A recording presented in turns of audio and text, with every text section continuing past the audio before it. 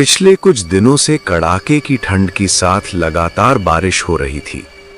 बारिश की वजह से सड़कें हों, बस स्टैंड हों, सिनेमा हॉल हों या रेलवे स्टेशन, हर जगह सन्नाटा पसरा हुआ था, मानो पूरा शहर किसी अनजाने डर की गिरफ्त में हो। रात के 11:30 बज रहे थे। राघव बस स्टैंड पर खड़ा अपनी बस का इंतजार कर रहा था। उसका मूड बेहद खराब था, क्योंकि बस को शाम 7:30 बजे आना था, लेकिन अब आधी रात होने वाली थी और बस का कोई अता पता नहीं था। बारिश लगातार गिर रही थी, ठंडी हवा शरीर को चीर रही थी। राघव कई बार पूछताछ काउंटर पर गया। वहां एक दादाजी बैठे थे। दादाजी का चेहरा बेहद डरावना था, झुर्रियों से भरा, धसी हुई आंखें और होठों पर जमी एक अजीब सी मुस्कान जो इंसानी कम और शव जैसी ज्यादा लगती थी। बाबा, बस कब आएगी? राघव ने पूछा। दादाजी ने बिना पलक झपकाए कहा, आएगी, सबकी आती है, बार बार मत पूछ, जब आएगी खुद बताएगी। उनकी आवाज सुनकर राघव सिहर गया।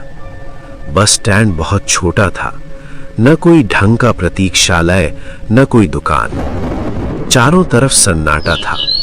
तभी अचानक बारिश की आवाज के बीच पंछियों की तेज बेचैन चीखें गूंजने लगी।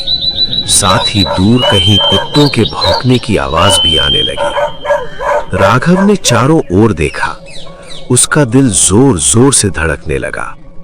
उसी समय लाउडस्पीकर से आवाज गूंजी, बस नंबर 317 बस स्टैंड नंबर 2 पर आने वाली है। राघव वहीं खड़ा था।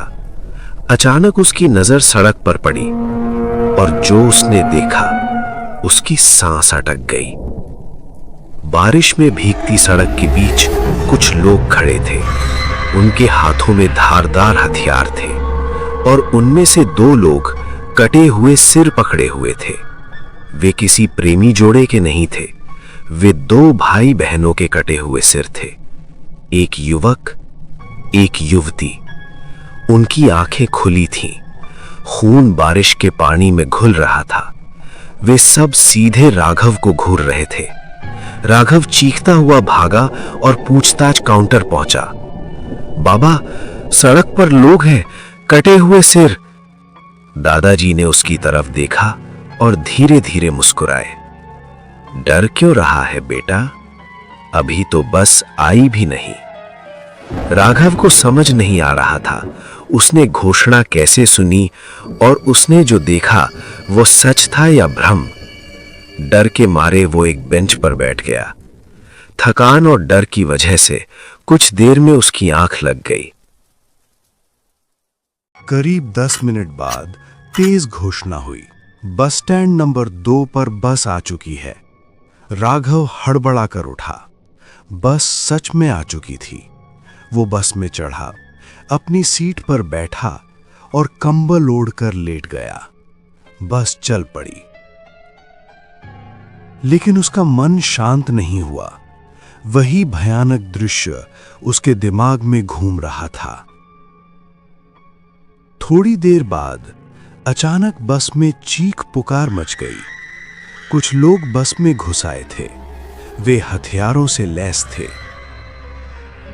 सब यात्रियों को जगा रहे थे और एक ही सवाल पूछ रहे थे, क्या आपने यहां एक भाई और एक बहन को देखा है? वे दोनों लगभग 18-19 साल के थे। डर के मारे सब ने मना कर दिया। कुछ देर बाद वे लोग आगे बढ़ गए। राघव ने फिर सोने की कोशिश की,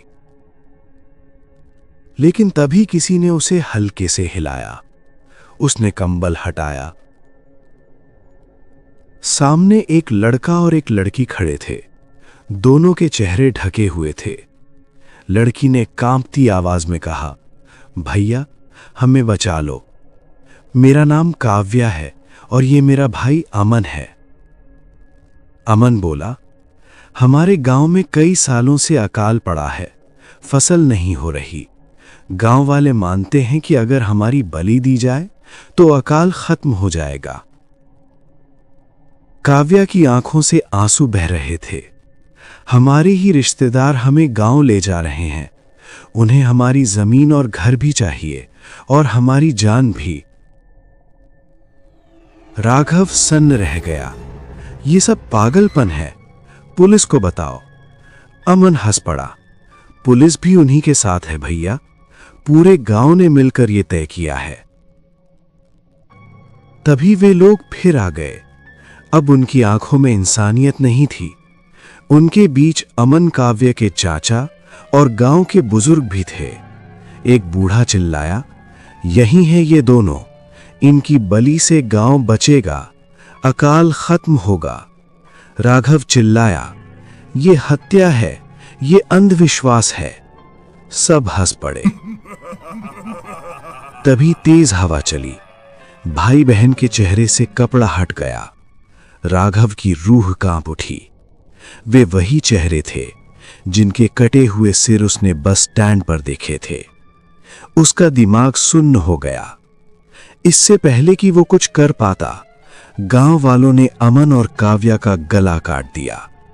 उनके शरीर जमीन पर गिर पड़े, लेकिन उनके हाथ अब भी एक दूसरे में कस कर जुगे थे, मानो कह रहे हों, मौत भी हमें अलग नहीं कर सकती। राघव चीखता हुआ भागा। लोग उसके पीछे दौड़े और तभी वे इंसान नहीं रहे। वे भयानक, डरावने भूतों में बदल चुके थे। डर के मारे राघव ने चलती बस से छलांग लगा दी। एक डरावनी चीख गूंजी, यात्रियों सावधान, बस स्टैंड नंबर 2 पर बस आ रही है। राघव हड़बड़ाकर उठा। सुबह के 5 बज रहे थे।